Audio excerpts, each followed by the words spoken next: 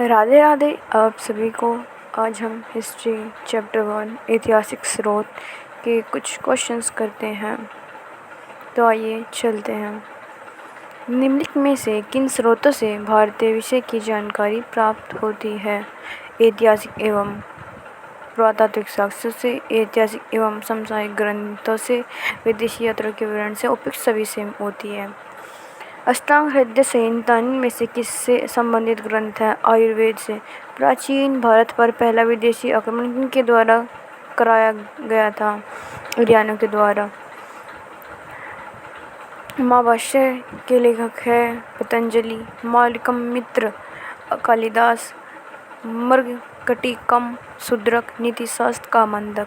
16 महाजनपदों की जानकारी किस बौद्ध ग्रंथ से प्राप्त होती है? अंगुत्तर निकाय से। मौर्यकालीन इतिहास के विषय में सर्वाधिक जानकारी निम्न में से किन स्रोतों से द्वारा मिलती है? अभिलेखों के द्वारा। पश्चिम भारत में क्रूसेड लिपि का प्रचार किनके संपर्क के बाद प्रारंभ हुआ था? ईरानियों के संपर्क के बाद। यात्री और विवरण। फायान आया था चंद्रगुप्त द्वितीय के समय में राजनीतिक स्थिति के बारे में विवरण किया था। हेनसांग हर्ष के समय की राजनीतिक स्थिति। ईसांग वेशभूषा, खान पान। चाउ झू काउ चौलकालीन इतिहास में। ये वैदिक पाणी किस वर्ग के नागरिक थे? वे थे व्यापारी। निम्नलिखित में से किसने पाटलिपुत्र को पोलिबंध कहा था? मैक्सनीज ने। आदि काव्य की संज्ञा किसे दी जाती है? रामायण को। सत्यमेव जयते किस शब्द से लिए गए हैं? मुंडकोपनिषद से। Question number 13। पुस्तक और लेखक। बुद्धचरित अश्वघोष, हर्षचरित बाणभट्ट, विक्रम महादेवचरित विल्हण, नवासहान चरित पद्मगुप्त। 14 क्वेश्चन।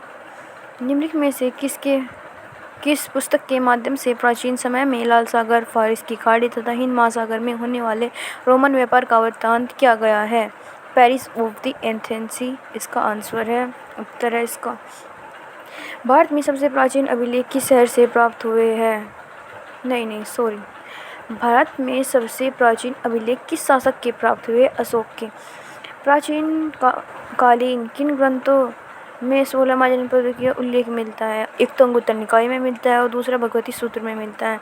सर्वप्रथम 1837 में अशोक के अभिलेखों को किनके द्वारा पढ़ा गया था? जेम्स प्रिंसेप के द्वारा। प्राचीन व्याकरण अष्टाध्यायी के रचनाकार है पाणिनि। शास्त्र संहिता उपनाम किस ग्रंथ का है? महाभारत का है। अभिलेख और शासक। हाथी गुफा अभिलेख है खारवेल का। शासक जुनागढ़ अभिलेख है रुद्रदमन। प्रयाग प्रशस्त समुद्रगुप्त। ऐहोल अभिलेख पुलकेशिन द्वितीय का। सुलभ सूत्र किस विषय से संबंधित है? ज्यामिति से। सी युग की नामक यात्रा विवरण किससे संबंधित है? हेनसांग से। लेखक और पुस्तक। Megasthenes Indica, Ptolemy geography. अज्ञात लेखक पेरिस ऑफ द एथेंसी, पाणिनि, नेपच्यून। भारत का सर्वप्राचीन धर्म ग्रंथ है वेद। भारतीय संगीत का जनक माना जाता है सामवेद को। ग्रंथ और लेखक। अर्थशास्त्र के लेखक है चाणक्य। मुद्रा राक्षस, विशाखा, दंतकथा, सार, सामदेव, वृत्त, थामंजरी, क्षमेंद्र। राज्य अभिषेक के नियम दिए गए हैं ऐतरेय ब्राह्मण में। अशोक के नाम का स्पष्ट उल्लेख किन अभिलेखों से प्राप्त होता है?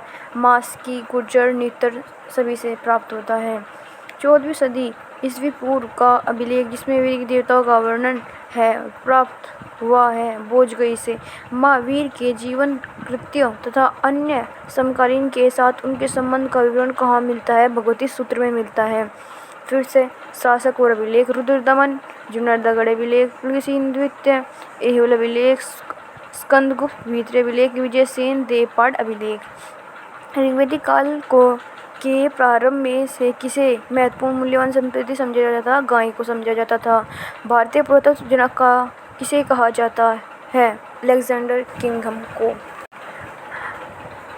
Thank you. आज के फर्स्ट चैप्टर के अंदर इतने ही क्वेश्चन थे। हमारा फर्स्ट चैप्टर कंप्लीट हो गया। नेक्स्ट वीडियो आपके लिए बहुत जल्द आएगी। आई होप आपको अच्छी लगी होगी video. Thank you. Radhe Radhe.